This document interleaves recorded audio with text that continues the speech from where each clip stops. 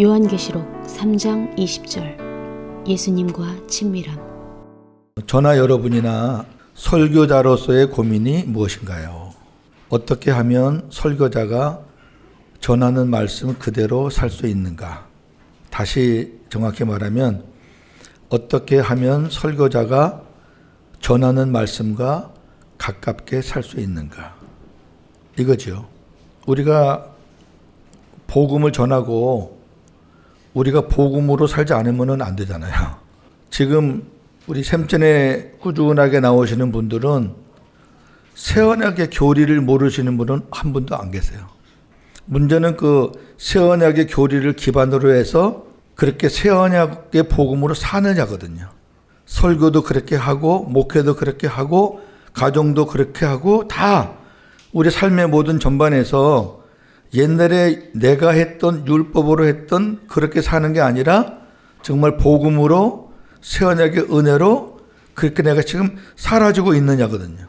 그래서 오늘은 제가 이제 새언약의 복음에 대해서 많이 들으셨고 또 설교도 많이 하고 계시고 사역도 많이 하고 계시고 하나님의 영광을 많이 보고 계시지만 한번 중간 점검을 하는 차원에서 내가 새언약의 복음으로 목회를 하고 살고 있는데 지금 내가 그렇게 잘 하고 있는지 한 번쯤은 우리가 좀 점검을 해보자 그런 의미에서 오늘 말씀을 준비했거든요. 자, 예를 들면 예수님이 나와 함께 계심으로 인해서 염려와 두려움이 사라졌나요? 지금도 염려와 두려움이 계속되나요? 내 안에 왕이 계신데 창조주가 계신데 은밀한 죄, 혈기, 미움, 거짓 이런 것들이 없어졌나요? 아직도 은밀한 죄가 있나요? 아직도 혈기를 내나요? 그 점검을 하셔야 돼요, 수시로.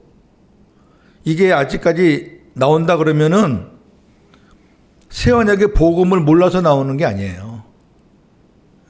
알아요. 주님 한 분으로 행복하고 만족하나요? 그냥 쉽게 대답하지 마세요. 이거 쉽게 대답할 질문이 아닙니다. 우리는 다른 것들 때문에 행복하고 만족한 것들이 많은데 그런 것들이 다 없다고 해도 내 안에 계신 그 주님 때문에 나는 행복하고 만족하냐? 그리고 원수를 사랑하나요? 쉬운 질문들이 아니거든요.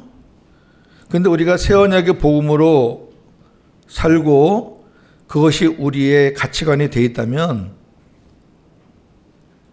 이게 아멘 해야 되거든요. 그리고 완벽하지는 못하더라도 계속 그렇게 만들어져 가고 있어야 되거든요. 진행형이니까. 사랑은 저는 뭐 원수는 아니지만 저희 부모님하고 저희 관계 여러분 다 아시잖아요. 원수는 아니지만 진짜 원수 비슷하게 살았잖아요, 제가.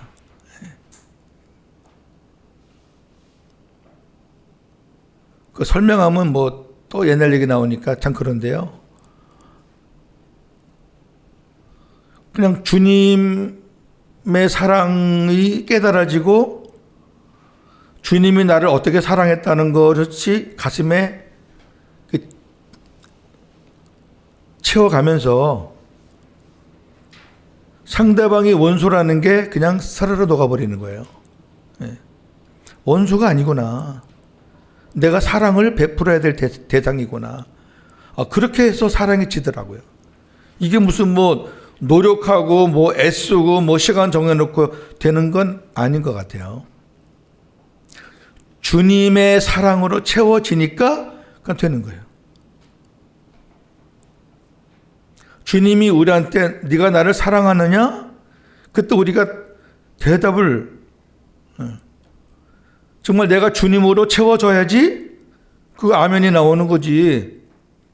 매 세상 것 때문에 막 정신없다가 주님이 너 날 사랑하느냐 할 때 그냥 아무 생각 없이 알맹이 없이 사랑합니다 할 수 있나요?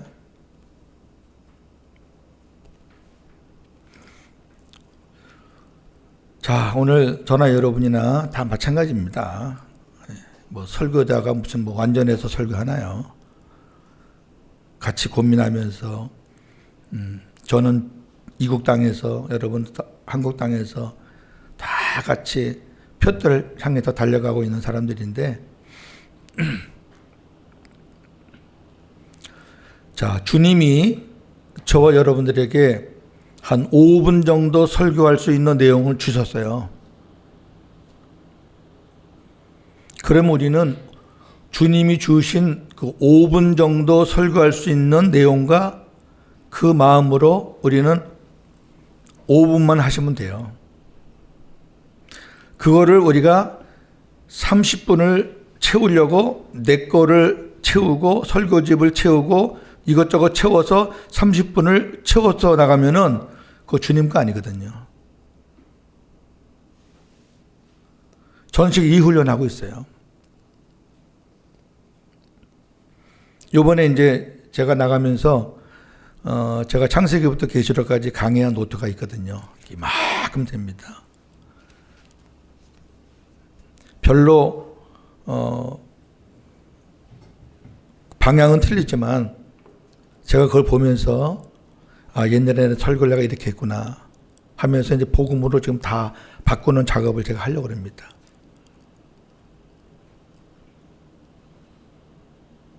사실 옛날에 강의한 그 설교 내용은 거의 다 주석, 강해집, 원어집 뭐 그런 거예요. 내가 또 은혜 받은 또 설교 뭐 이렇게 해서 총망라해서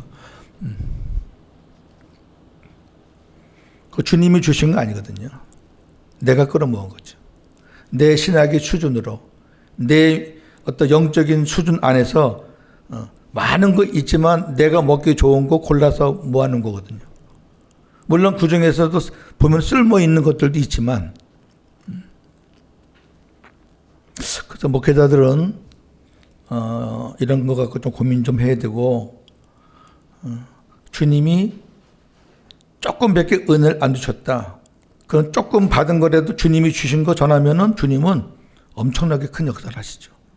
왜? 그분 거니까. 자, 설교를 듣는 청중들은 설교에 집중하면서 설교자를 바라봅니다. 설교자는 마치 아래와 같은 분위기에서 설교하는 것일 겁니다. 시브리 12장 1절 이러므로 우리에게 구름같이 둘러싼 허다한 증인들이 있으니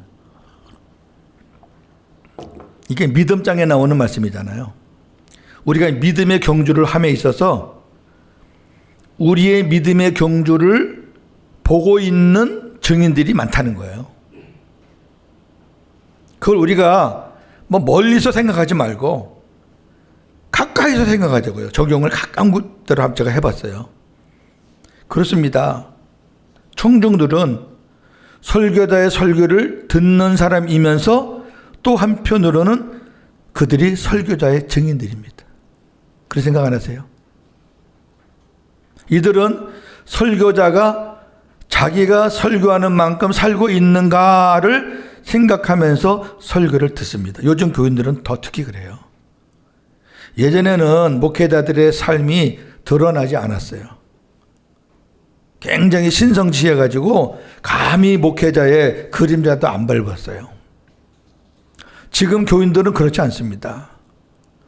목회자가 무슨 설교를 하면은 우선 목사님은 이렇게 살고 있나 하고 봅니다. 그러나 이러한 증인들보다 더 확실한 증인이 계시니 그 증인이 내 안에 계신 예수 그리스도이십니다. 시브리서 12장 2절 믿음의 주요 또 온전케 하시는 이인 예수를 바라보자. 청중들은 설교자의 외형의 일부분만 봅니다.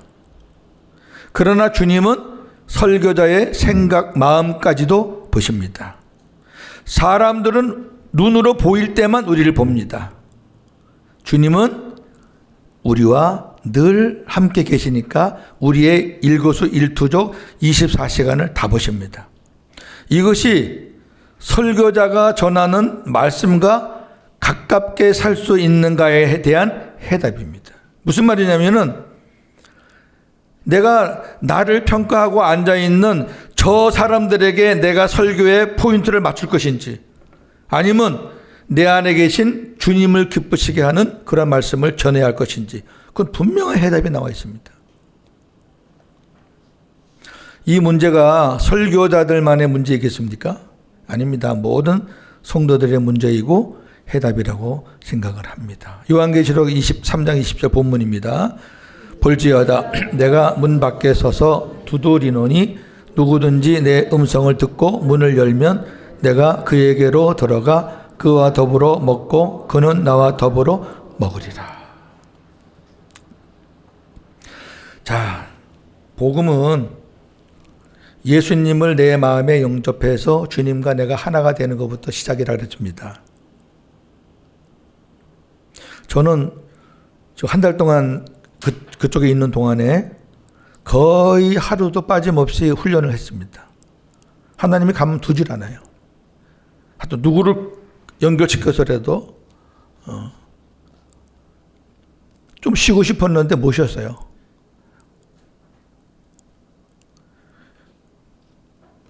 놀라운 거는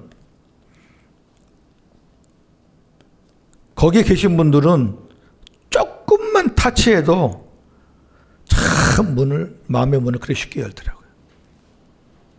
너무너무 순수해요. 여기에 비해서. 예. 그리고 이제 아무것도 모르는, 뭐 교회도 모르고 뭐 예수님도 모르고 그런 분들한테는 뭐 예수님이 어디 계십니까? 그런 질문하면 안 되죠. 예수님 자체를 모르는데. 그러니까 아무것도 모르는 분한테는 이제 사도행전 4장 12절부터 시작을 하세요. 천하 만민에게 구원을 주실 만한 이름은 누구밖에 없다? 그렇죠. 신들이 많은데, 사람들이 뭐 섬기는 신들이 많은데 우리 인간들에게 구원을 주실 만한 분은 예수님밖에 없다. 이게 성경의 가르침이다. 그 예수님을 요한복음 1장 12절 내 마음에 모시고 사는 것이 신앙이다. 예수님을 믿는 게 뭐냐? 그 예수님을 내 구주로 내 안에 모시는 게 그게 믿음이다. 세상 사는 게 너무 힘들죠? 수고스럽죠? 목마르죠? 갈급하죠?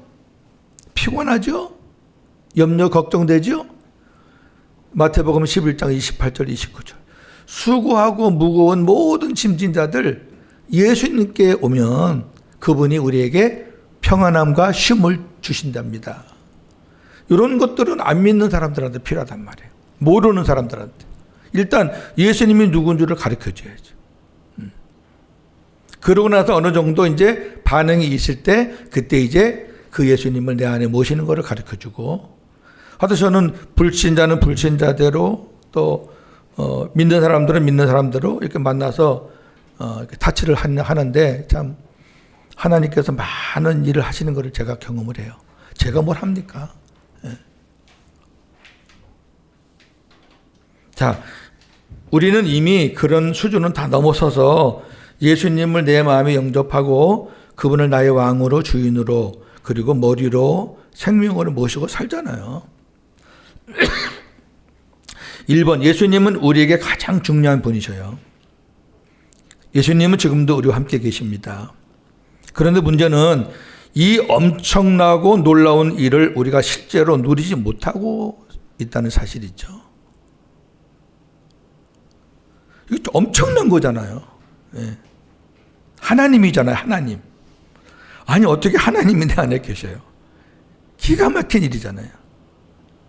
옛날에도 표현은 똑같이 했지만 이렇게 복음으로 우리가 깨달아가지고 그 주님이 지금 내 안에서 실체로 살아 계신다는 것을 우리가 누리고 살지는 못했거든요. 무서우신 분, 두려우신 분, 죄 지으면 그냥 기가 죽고 주눅이 들고 멀리 하나님 우편에 하늘에 계신다고 그게 먼다고 생각하니까 내 마음대로 살다가 이제 궁지에 몰리면 그때서야 쭉 하면서 찾아서 끌어내리는 그런 분. 그런 분이 아니거든요.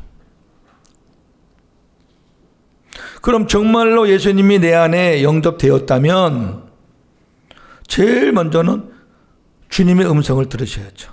요한복음 10장 27절입니다. 내 양은 내 음성을 들으며 나는 그들을 알며 그들은 나를 따르느니라. 이걸 바꿔 말해 보세요. 내 양이 아닌 사람은 내 음성을 듣지 못하고 나는 그들을 모르고 그들은 나를 따르지 않는다. 바꿔서 한번 얘기해 보세요. 이거 심각한 거잖아요.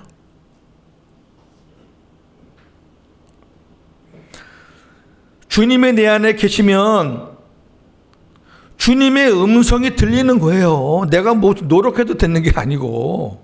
네. 이걸 다시 율법으로 들으려고 그러면 안 됩니다. 뭐 다 아시잖아요. 귀로 듣는 것 아니고요. 우리 마음으로 듣는 거고 생각으로 듣는 겁니다. 내가 아직 살아있다고 생각하면은 자기가 하는 생각이 내 건지 주님 건지 헷갈리는 거예요. 내가 죽었다라고 생각하는데 헷갈릴 게 뭐가 있어요? 안 죽었다라고 생각하니까 이 생각이 내 생각이에요? 주님의 생각이 맨날 그거 헤매는 거예요. 그거 정리 안 되면요 계속 헤매요. 믿음으로 나는 죽었습니다, 주님. 내 생각 없어요. 저 선입견 없습니다. 주님이 주시는 마음에 순종하겠습니다. 그 주님이 마음을 주시잖아요. 생각을 주시잖아요. 그 주님의 음성이죠. 그리고 그걸 갖고 우리가 순종하고 따르고 한 가족인데 대화가 안 되면 대화가 안 되면 안 되잖아요. 제가 여러 가지 지금 이제 그 진행될 일이 있거든요. 옛날 같은 그런 마음이었다면요, 제가 이렇게 평온하지가 않아요. 내일부터 이제 우리 기도하던 그 일을 내가 이제 하려고 하는데 그날 전날 저녁 10시 넘어서 안 됩니다. 보릅니다. 뭐 이렇게 연락 받았으면요, 옛날 같으면 제가 가만히 있었겠어요. 근데 뭐 왜 이 모든 일들은 제가 하는 게 아니거든요. 사람들이 뭐 그쪽 회사 사람들이 하는 게 아니거든요. 주님이 하시는 거고, 주님이 교통정리 하시고, 주님이 길 열고, 하여튼 주님의 방법으로 하신다는 것을 저는 믿기 때문에, 뭐 상황이 어떻게 됐든 간에 아무 상관이 없어요. 우리 박 교장님이 뭐 제 옆에 늘 같이 있었지만, 제가 뭐 요만큼도 흔들리는 거는 못 보셨을 거예요. 둘 다 같아요. 같은 마음이에요. 주님은 계속해서 아무것도 염려하지 마라. 내가 내 때 다 할 거다. 내가 일하는 것을 네가 깜짝 놀라게 볼 것이다. 그렇게 얘기하시는데 뭐 주님의 음성을 못 들으면 제가 그렇게 할 수 있겠습니까? 이 사람들이 이게 뭐 하는 짓이야? 이거 약속도 안 지키고 이렇게 나올 거 아닙니까? 그렇죠? 두 번째, 주님으로 인해 항상 기뻐할 수 있습니다. 주님이 내 안에 계시면 마태복음 13장 44절. 천국은 마치 밭에 감추인 벌과 같으니 사람이 이를 발견한 후 숨겨두고 기뻐하며 돌아가서 자기의 소유를 다 팔아 그 밭을 샀느니라. 저는 이 말씀 보고 굉장히 참 기뻐하기도 하고 도전도 받고 그랬어요. 이걸 한번 잘 묵상해 보시면 이겁니다. 어떤 분이 보화를 발견한 거예요. 그 보화를 자기가 간직하고 자기 걸로 만들기 위해서 자기가 가지고 있는 소유를 다 팔았다는 거예요. 그럼 바꿔 말하면 그 보화가 예수님이잖아요. 예수님 한 분하고 다른 거를 다 팔았던 얘기죠. 예수님 한 분 내 거 만들기 위해서, 예수님 한 분 나와 하나가 되게 하기 위해서 그분과 살고 싶어서 그 나머지는 다 팔았다는 거예요. 이거는 예수님과 그 다른 것과의 가치를 말하는 거예요. 가치. 우리 이렇게 살고 있나요? 정말 나의 모든 소유를 다 팔지언정 다 그것들이 없어질지언정 그 주님과 기뻐하면서 살 수 있냐 그 말입니다. 그냥 이거 비유로 그냥 슬그머니 지나가지 마시고 고린도 후서 4장 7절입니다. 우리가 이 보배를 질그릇에 가졌으니. 그분은 보배, 우리는 질그릇이에요. 어떻게 보배가 질그릇 안에 들어옵니까? 여러분, 보배, 이 금이나 비싼 거는요, 케이스도 화려해요. 누가 그 값비싼 수천만 원, 수억 가는 거를 찌글찌글한 케이스에 넣겠어요. 비쌀수록 케이스가 화려한 거잖아요. 근데 예수님이라는 그 보배는 그렇게 화려한 데 들어가시지 않는데요. 질그릇, 툭 놓으면 깨지는 거. 생긴 것도 진봇대로 생기고. 저나 여러분은 질그릇이에요. 아무것도 아닙니다. 우리 안에 보배가 있으니까 우리가 사람 대접받고 우리가 구원함도 입을 수 있고 우리가 하나님 사랑받는 거지. 내 안에 보배 없으면 그냥 질그릇 그거예요. 그냥 덜렁 깨지면 그냥 끝나는 거. 죽어서 고깃값 계산하면 돈 몇만 원밖에 안 나오는 거. 그거라고요. 그거. 근데 보배 때문에 그거 기뻐하지 않을 수 있나요? 사일전 5장 16절 18절입니다. 항상 기뻐하라. 이것이 그리스도 예수 안에서 너를 향하신 하나님의 뜻인. 하나님의 뜻이에요. 하나님의 뜻은 복음이잖아요. 새 언약. 첫째 걸 폐하고 둘째 거 세우는 그 새 언약의 복음이 하나님의 뜻이잖아요. 복음 안에서는 항상 기뻐할 수 있다 그 말이에요. 복음 안에서는. 질그릇이 보배 때문에 뭐 평생 기뻐하면 되죠. 그 말은 가치 없어요. 그 보배가 내 안에 들어왔으면 그 보배 때문에 다른 거 다 우리가 바치거나 나누거나 헌신할 수 없나요? 우리는 왜 기뻐하지 않느냐? 내가 갖고 있는 그 소유 때문에 기뻐하지 않잖아요. 그 잘난 질그릇 어떻게 좀 더 이쁘게 포장하려고 우리는 기뻐하지 못하잖아요. 그런 것 때문에 기쁨을 뺏기지 말고 네 안에 있는 그 하나님의 뜻인 복음, 보배, 예수 그리스도 그분 때문에 항상 기뻐하라는 얘기죠. 우리는 그렇게 살만한 충분한 자격이 있고 가치가 있는 겁니다. 아멘. 주님 때문에 항상 기뻐할 수 있냐 그죠. 내가 지금 그렇게 살고 있는가를 점검하는 시간이라니까요. 이 내용은 제가 여러 번 말씀 전한 거니까 무슨 특별한 거 없습니다. 점검을 한번 해보자고요. 세 번째, 주님으로 인해 항상 만족할 수 있습니다. 빌립보 3장 7절 9절입니다. 그러나 무엇이든지 내게 유익하던 것을 내가 그리스도를 위하여 다 해로 여길 뿐더러 또한 모든 것을 해로 여김은 내 주 그리스도 예수를 아는 지식이 가장 고상하기 때문이라. 내가 그를 위하여 모든 것을 잃어버리고 배설물로 여김은 그리스도를 얻고 그 안에서 발견되려 함이니. 물질, 명예, 권력, 편안한 삶은 사도 바울이 예수님을 만나기 전에 삶의 모습입니다. 가난하지 않았어요. 무식하지 않았어요. 평범한 사람이 아니었어요. 모든 것을 다 가지고 있는 사람이었어요. 그런데 그런 것들을 배설물로 해요. 배설물은 알지요? 뭔지요? 왜요? 예수님 때문에. 이런 거는 이 예수님을 제외한 모든 것들은 신앙의 본질이 아니라는 거예요. 신앙의 본질이 아니에요. 세상 것을 많이 아는 지식은 특별한 지식이 아니에요. 진짜 고상한 지식은 예수님을 아는 지식이 진짜 고상하고 높은 지식. 그러니까 목회를 한다고 세속주의로, 성공주의로 그렇게 한다면은 그는 신앙의 본질이 아니죠. 이 복음이 안 되신 분들은 다 여기다가 초점을 맞추잖아요.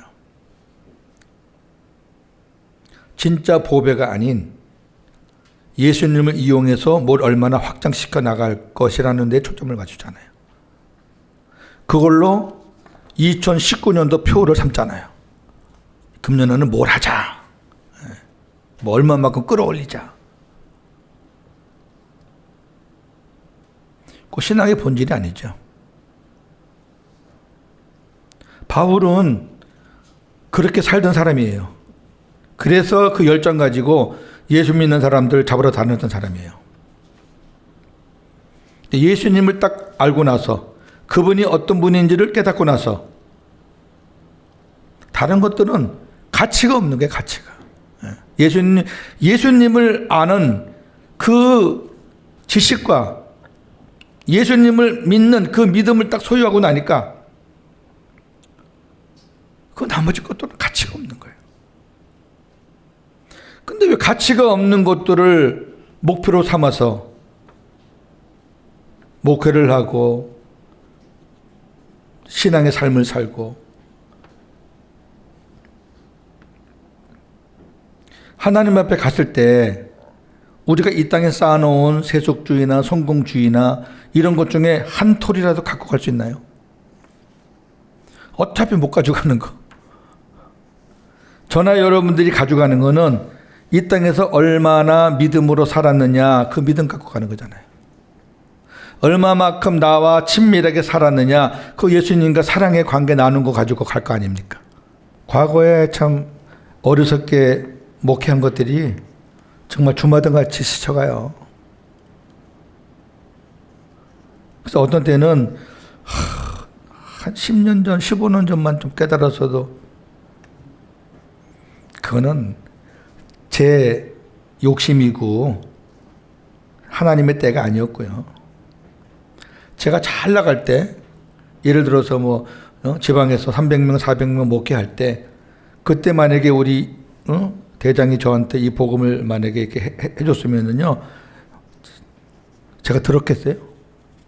안 들어요. 야, 나 지금 목회 잘하고 있고 재밌게 하는데 무슨 소리 하고 있어? 너 교회는 얼마나 모이는데? 이거예요, 다. 그게 율법으로 목하는 사람들의 표준이에요.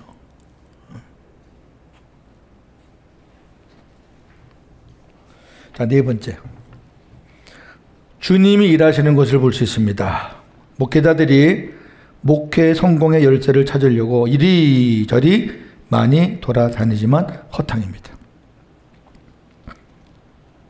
여기 앉아 계신 분들 뭐 돌아다니는 거 생각하면은 아마 다 금메달 감을 겁니다. 예. 목회 성공의 키워드는 그거 아닙니다. 믿음입니다.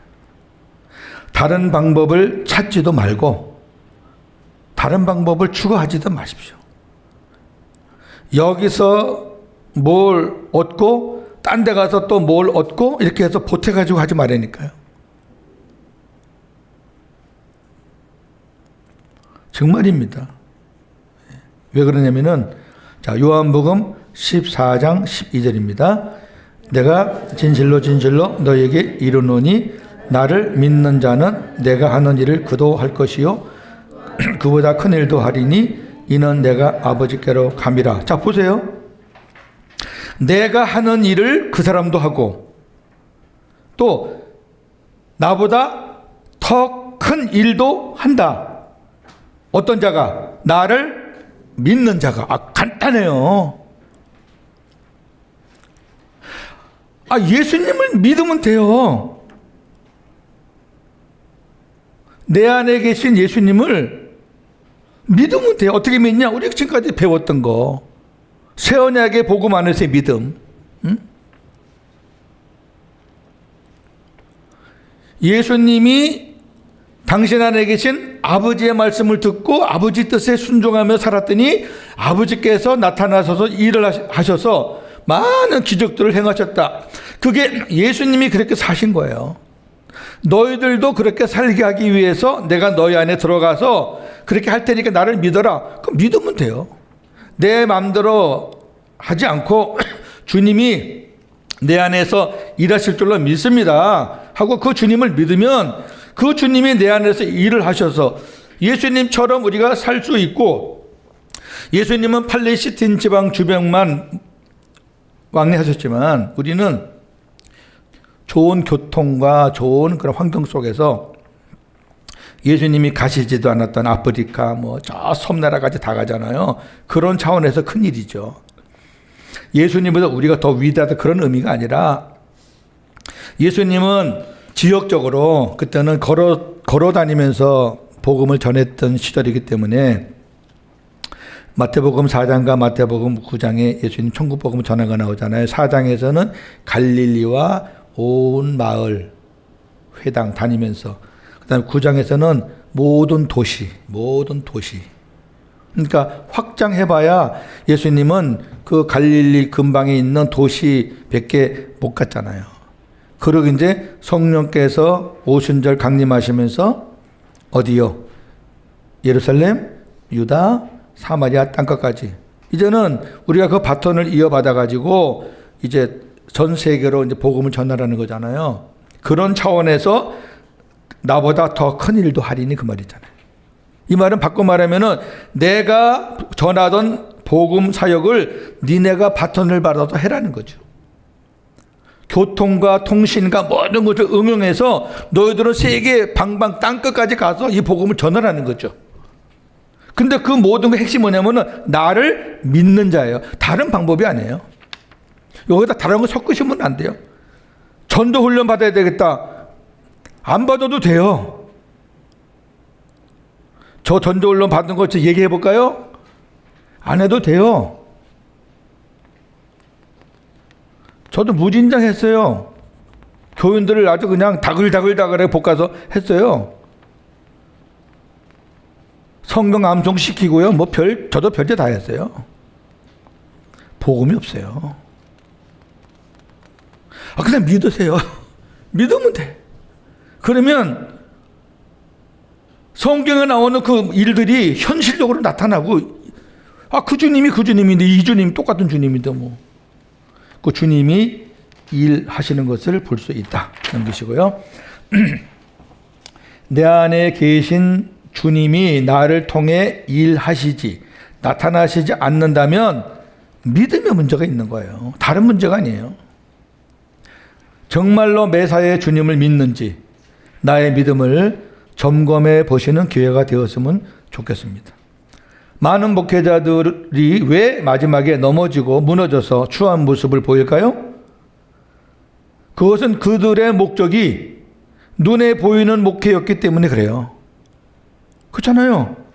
눈에 보이는 예배당, 또 모아놓은 돈, 자기를 따르는 교인들, 어떤 그런 눈에 보이는 목회였기 때문에 마지막이 그래요. 우리는요, 어떻게 될 것 같습니까? 그러니까 은퇴 후에 눈에 보이는 것들로부터 멀어지니까, 은퇴하기 전에는 눈에 보이는 것들이 가까이 있으니까 다 자기 것 같았는데, 은퇴하고 나니까 그 눈에 보이는 것들이 다 멀어지니까 그거 놓지 않으려고 추해지는 거잖아요. 분명히 말합니다. 예수님이 목적인 목회는 문제될 것이 아무것도 없습니다. 예. 저는 진짜 장래 일에 대해서 고민하지 않습니다. 진짜 고민하지 않아요. 아무것도 없는 주제지만. 5번째, 주님과 함께 먹고 마실 수 있습니다. 이건 친밀함을 얘기하죠. 누구랑 밥을 먹는다는 것은 친하다는 거잖아요. 여러분, 친하지 않은 사람하고 밥 한 그릇 못 먹어요. 체해요, 체해. 빨리 일어나야지. 그냥 후닥닥 먹고 일어나야지. 그러지. 근데 가까운 사람은요, 얘기 더 하고 싶으니까 일부러 천천히 먹으면서요. 옛날에 우리 목사님 사모님들 데이트하고 서로 사랑할 때 밥 어떻게 먹었어요? 그냥 지금은 좀 빨라졌나요? 계시록 3장 20, 다시 읽겠습니다. 시작. 볼지어다 내가 문 밖에 서서 두드리노니 누구든지 내 음성을 듣고 문을 열면 내가 그에게로 들어가 그와 더불어 먹고 그는 나와 더불어 먹으리라. 하루 3끼를 한 번도 거르지 않고 함께 먹을 수 있는 사람은 이 세상에 한 명도 없어요. 그러나 내 안에 계신 주님과는 항상 함께 먹을 수 있어요. 지금 먹는 거를 지금 예를 들은 것 뿐이지 항상 함께 계시다 그 말이에요. 친밀한 관계가 아니면 함께 먹고 마실 수 없어요. 가족도 예외는 아닙니다. 가족도 친밀하지 않으면 같이 식사 안 해요. 요즘 자녀들이 왜 부모님들하고 식사 안 해요? 안 친해요. 예수님을 영접하였다는 것은 나와 하루 세 끼 밥을 함께 먹는 분이 되셨다는 의미예요. 좀 그냥 이 본문 의미대로 문자대로 말하면 식사하는 순간에도 늘 주님을 생각할 수 있는 성도가 되어야 한다는 의미이기도 합니다. 그 누구보다도 예수님과 친밀하나요? 두 번째, 다 가족들 밖에 나가서 혼자 밥을 먹을 때, 혼밥을 먹을 때도 행복하나요? 행복해야 해야죠. 오히려 더 행복해야죠. 다른 사람하고 말 안 섞고 오로지 주님하고만 대화하면서 먹으니까 행복해야죠. 전에도 말씀드렸지만 내 신앙과 내 믿음이 어디까지 왔느냐의 측정은 혼자 있을 때의 자기 모습이 기준이에요. 교인들 앞에서 하는 행동 아닙니다. 그거는. 자기 가족들 앞에서 하는 행동 그것도 아닙니다. 교인들 다 가고 자기 아내도 어디 며칠 동안 멀리 어디 가고 자기 남편도 어디 가고 뭐 다 가고 자녀도 다 하고 아무도 없을 때 그때 어떠한 생각으로 어떻게 살고 있고 어떤 모습이냐가 자기 수준입니다. 꼭 기억하셔야 됩니다.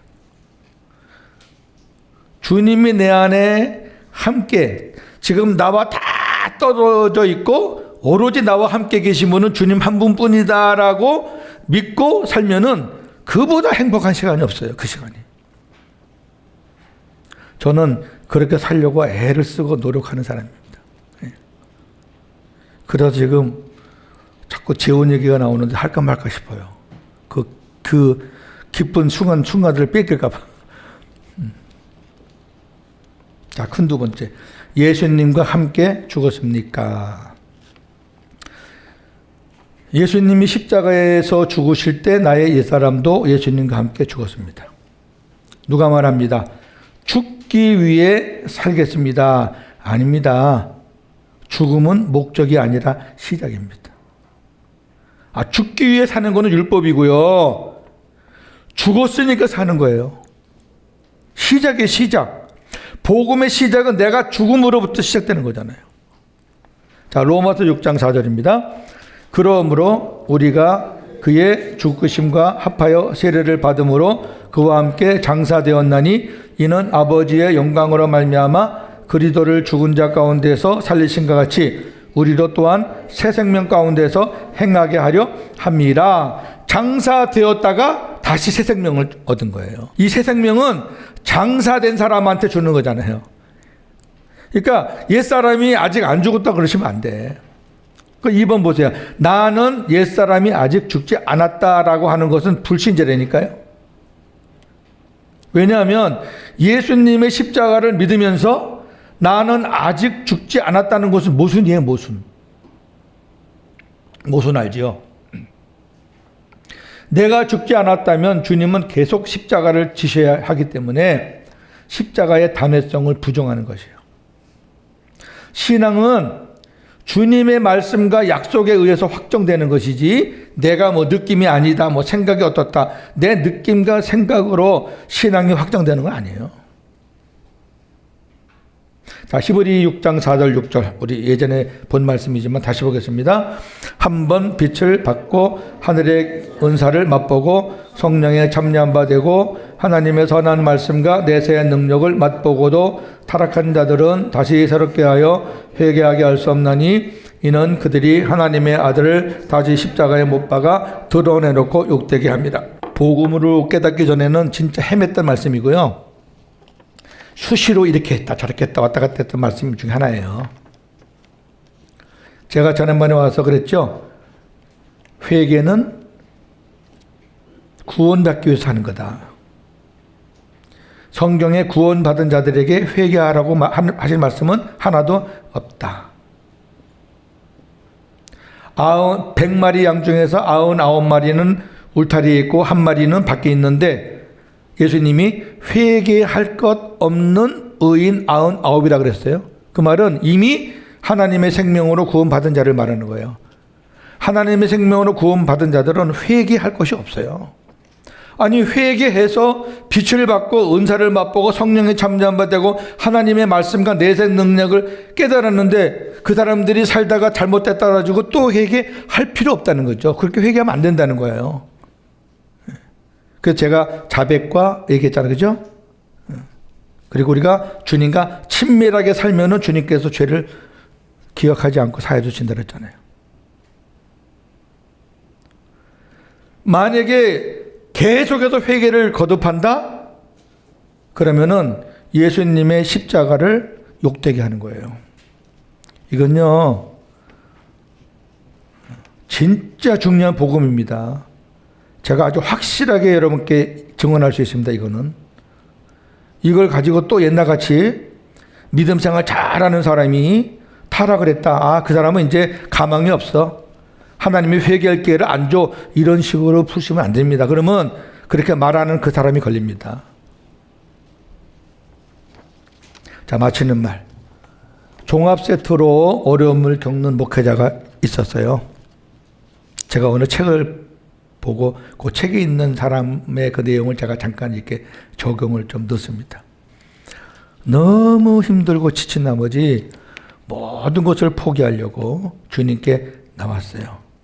주님께서 힘드니? 네, 너무 힘듭니다. 또 주님께서 그래서 불행하니? 한참 생각하더니 아니요, 불행하지는 않습니다. 그럼 행복하니? 그랬더니 그 종이 눈물이 범벅이 돼서 네, 행복합니다. 감사합니다. 이 고백을 하고 나니 마음의 짐이 사라지고 주님이 주시는 새 힘으로 일어설 수 있었습니다. 이 안에 담겨져 있는 내용을 아시겠죠? 무슨 제가 설명 안 해도. 이 사람이 왜 행복합니다, 감사합니다 그랬을까요? 자기가 눈에 보이는 것들을 보니까 너무 힘들고 너무 지치고 너무 포기하고 제가 복음 깨닫기 전에 제 모습이었어요. 근데 주님을 생각하니까 행복하거든. 여러분 정말 행복하십니까? 왜 행복하십니까? 자식이 잘 돼서? 엊그저께 새신자가 와서? 그 사람 또 갈 사람인데? 두 번째, 예수님은 가나에서 물이 포도주가 되는 첫 기적을 행하셨습니다. 예수님은 지금도 기적을 행하실 수 있는 전능자입니다. 그런데 우리는 왜 이런 기적을 볼 수 없나요? 로마서 15장 18절 19절입니다. 그리스도께서 이방인들을 순종하게 하기 위하여 나를 통하여 역사하신 것 외에는 내가 감히 말하지 아니하노라. 그 일은 말과 행위로 표적과 기사의 능력으로 성령의 능력으로 이루어졌으며, 이게 무슨 말이냐면은 예수님이 행하셨을 때 나타난 모든 기적과 표적과 능력이 사도 바울을 통해서 동일하게 나타났다는 거예요. 그러면 저와 여러분을 통해서도 동일하게 나타나신다는 얘기죠. 내 안에 계신 예수님이 나의 주인이십니까? 아니면 그냥 귀한 손님이십니까? 세 번째, 살다 보면 억울한 일로 누명 쓸 때가 있습니다. 진리를 밝혀서 드러내고픈 마음이 생길 수 있습니다. 옛날에 제 성격은 아주 영락없이 이거였어요. 저는 못 견뎌요. 밝히지 않으면 저는. 섭섭하고 마음이 괴롭고 어찌하실랍니까? 나의 옛사람이 정말 죽었습니까? 죽은 척 하는 거 아닙니까? 적당히 죽는 건 아닙니까? 완전히 죽어야 주님이 일하신다니까요. 아직도 나는 안 죽었다라고 생각하는 사람, 죽었다라고 믿는 훈련, 그 훈련입니다. 이게 돼야 돼요. 네. 고백. 주님, 나는 죽었습니다. 정말로 죽었습니다. 죽는 척 하는 거 아닙니다. 적당히 죽은 건 아닙니다. 99% 죽은 거 아닙니다. 주님, 나는 죽었습니다. 주님, 해주세요. 놀라운 주님의 은혜와 평강이 임할 것이고 주님의 일하심을 목격하게 될 것입니다. 할렐루야. 감사합니다.